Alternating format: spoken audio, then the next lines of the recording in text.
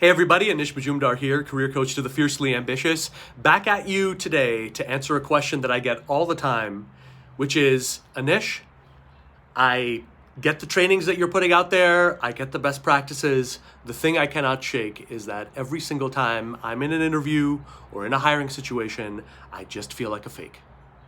I just feel like a phony. And I remember, when I see these questions, it brings me right back to job interviews I've been at. I would imagine probably many of you listening to this have probably felt this as well. I remember back at, growing up in Montreal, taking the Montreal subway to an interview with a shirt that I wasn't used to wearing, a tie that I wasn't used to wearing, shoes that I wasn't used to wearing, with my resume in my hand. And I remember that feeling. I remember feeling like a fraud, like this is not me. And that's not a good place to start an interview from. That is a terrible place to start a job from. And the thing that really saddens me is that I see a lot of people spend their entire careers never breaking out of that, quite frankly, naive beginner's mindset.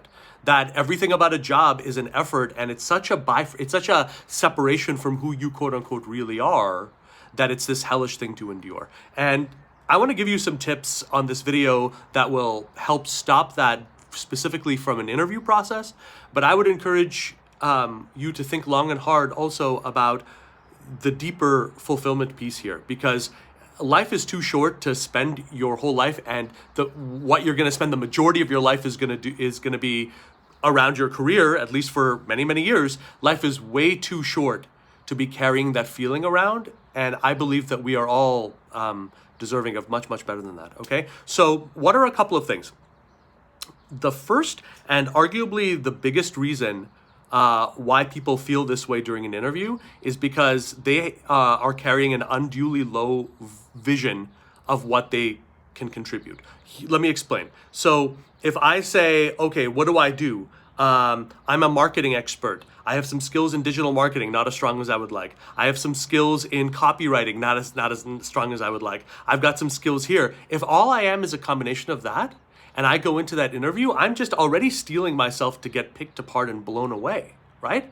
What people forget is that why employers and companies hire someone is not for the skills or the deliverables. It's for the deeper impact of those skills. So I want you right now to write down those major skill sets that you are carrying around with you as a stand-in for that identity, right? Write them all down, right? What are those major skill sets that you have? If it's data analytics, write down data analytics. If it's project management, write down project management. Write them down, but then I want you to spend some time thinking about what the feature or the impact of those skills will be, right? So if it's project management, what will having you as a leader in charge of the project management function at this company, what will that do for it, right? Will that mean a greater degree of cost efficiency and abundance long-term? Will that mean us being able to take greater risks in terms of the types of projects and clients we take on because we have a systematic, thorough way that is going to get us there? Will that mean our best team members feel safer and more secure making a longer term play with us?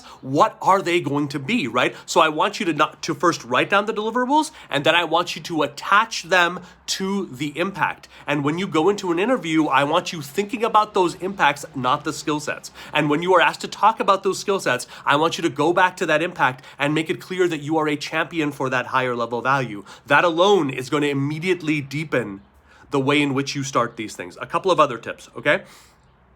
The asif technique, absolutely phenomenal when it comes to interviews. What does that mean?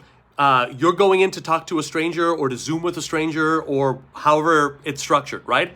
I want you to think about a touchstone person in your life, a best friend, a mom, a dad, a family member, a mentor, a coach, someone who has your back no matter what. And I want you to imagine them in every detail, how they look, how they see, how they breathe, how they dialogue, right? The feeling that they offer. And I want you to think, I am talking and will be talking with this person as if they are, and name that person as if they are, and I want you to visualize that person. And every time you're lost in that interview, I want you to again imagine that you're speaking to that person. And immediately, if you're picking the right person, you're gonna have an emotional reaction right off the bat. Oh my gosh, Simon. Oh my gosh, Aaron. Whoever that is, I'm thinking about them. Oh my gosh, remember all the times that we have had, okay, it's been a while. Let's go. We got to go through this interview, but let's be real. Let's move in. Having a touchstone person to sort of overlay over the stranger can really help, especially at the beginning, break that ice. Here's another one, okay? A final one I want to leave you with. I want you to think about your own personal criteria of value during these conversations. What I mean is, if it's to be the best person for a job, you're going to be insecure and a bundle of neuroses the whole time because they're not going to tell you, right? And you're not really going to know. But what if your thing was, I'm about to meet the COO of this Fortune 500 company. I want to build this meaningful relationship no matter what, whether I get this job or not. So one of the things I'm going to do is I'm going to really do a deep dive into this person's journey. I'm going to look them up on LinkedIn. I'm going to look for things in their history to genuinely love. And I'm going to ask deep probing questions. And I'm going to see maybe if I can add value in 2 to 3 ways. One way to challenge, one way to add value, one way to offer some perspective, or maybe make a recommendation on a piece of training or something that I found really helpful. But whatever those are, I want to set my own goals beyond simply being the best during this interview. And I want to meet those goals. If one is I never ask questions, then if my goal is I want to ask 3 questions, the second I ask that 3rd question, this thing has become a success. And I've got to take ownership of the outcome of this beyond simply leaving it to these third authorities. The number one reason we are dissatisfied with our careers is we keep thinking that other people and other companies are going to save us. They're not. If you're not willing to do the work and come up with the meaning in your own, you're never going to convince, quote unquote, anyone else to do it. And if you want to go deeper into this world, I'm a career coach who specializes in teaching people a way of generating offers completely outside of the standard BS job market. If you want to go deeper into this way of thinking, go to helloanish, HELLOANISH.com right now. I have an all new masterclass I have just loaded up there called The Expert Is You. You can sign up for it and watch it for free by going to helloanish.com right now. And I strongly encourage you to do so if you're serious about making this year the year where everything takes that marked step forward. Guys, keep the questions coming. Have a wonderful day. Follow me on LinkedIn. Follow me on YouTube. Talk soon.